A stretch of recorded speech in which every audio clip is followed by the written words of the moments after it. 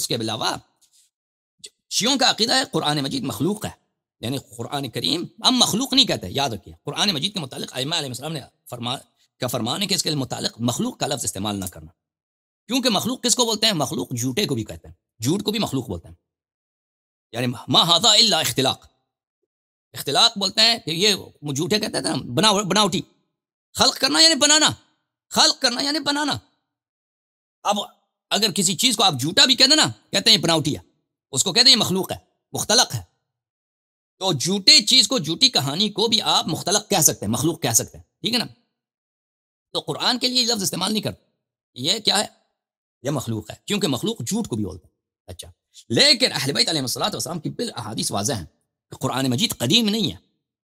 قرآن مجید نہیں تھا، اس کی وجود ہی نہیں تھا، پھر اللہ تعالیٰ کے الفاظ ہیں، اللہ تعالیٰ نے یہ صادر فرمائے، جبرائیل امین علیہ السلام کے ذریعے سے یہ نبی کریم صلی اللہ علیہ وسلم تک پہنچا ہے یہ الفاظ۔ اچھا، یہ ہمارا عقیدہ۔ مخالفین کا عقیدہ کہ بالکل برعکس ہے، قرآن مجید کو جو کہہ دے مخلوق ہے اس کو کافر تکفیر کر دو، یعنی وہ کہتے ہیں قرآن مجید نہ اس لیے کہ مخلوق کا مطلب جھوٹا ہے، نہیں، مخلوق اس معنی میں کوئی چیز نہیں تھا، اللہ نے اس کو پیدا کیا، اس معنی میں کہتے ہیں نہیں کہہ دو، یہ کفر ہے، کوئی کہہ دے تو کافر، تو اس کو کیا کریں بھائی؟ اس کو تکفیر کر دو۔ قرآن کریم ازلی ہے، اللہ نے اس کو نہیں بنایا، یہ اللہ کی صفت، اللہ کی صفت، تو پھر آ کے اس پہ وہ بحث کرتے تھے۔ ابھی میں قرآن پڑھوں نا، بسم اللہ الرحمن الرحیم الحمدللہ رب العالمین الرحمن الرحیم، سورہ فاتحہ، یہ تو ابھی میں نے پڑھا ہے، یہ جو میں نے قرآن پڑھا یہ کیا یہ قدیم ہے؟ جو میں نے وہ کہتے ہیں یہ قدیم ہے،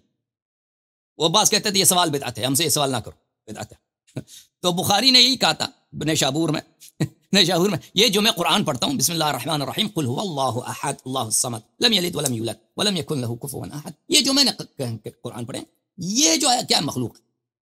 تو بخاری کی تکفیر کی گئی، اس کو مار کے تو نہیں، اس کو بس وہاں سے مجبور کیا گیا کہ وہاں سے نکل جائے نیشابور سے، یہ بخارا چلا گیا، پھر بخارا کے نیشابور کے علماء اور بغداد کے علماء نے بخارا کے امیر کو خط لکھا کہ یہ آدمی کافر ہے، اس کا عقیدہ باطل ہے، پھر بخارا کے امیر نے اس کو نکال دیا وہاں سے کہ تو کافر ہے، قرآن کے مجید کے متعلق تیرا عقیدہ باطل ہے، تو پھر وہ بالکل قسمت پرسی کی حالت میں گاؤں میں مر گیا بخاری۔ تو ان کے ہاتھ بہرحال عقیدہ بہت یہ سخت عقیدہ ہے،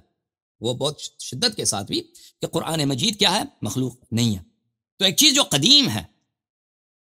قرآنیت کوئی ایسی چیز نہیں ہے کہ اللہ نے اس کو قرآن بنایا، ٹھیک ہے نا، وہ تو شروع سے قرآن ہے، تو وہ اس کا نسخ کرنا، پھر اس کو قرآنیت اس سے اٹھا دینا، یہ متصور ہی نہیں ہے، متصور ہی نہیں ہے، ٹھیک ہے نا۔ اگر قرآن ہے تو ازل سے ہے، آپ لوگوں کے عقیدے کے مطابق اس کو محو کرنا، مٹا دینا، یہ تو ہو ہی نہیں، اس کی قرآنیت ثابت ہے، ٹھیک ہے نا۔ اب ہاں یہ ہو سکتا ہے کہ کسی صفحے میں لکھا ہے آپ اس کو مٹا دیں، یہ ہو سکتا ہے، کسی کے ذہن میں وہ قرآن بھول جائے، یہ ہو سکتا ہے، لیکن اس کی قرآنیت ختم نہیں ہو سکتی۔ قرآن کے جملات ہیں وہ ازلی ابدی ہیں، ازلی ابدی، اللہ نے اس کو بنایا ہی نہیں، وہ قدیم ہے اللہ کی طرح، مخلوق ہی نہیں ہے۔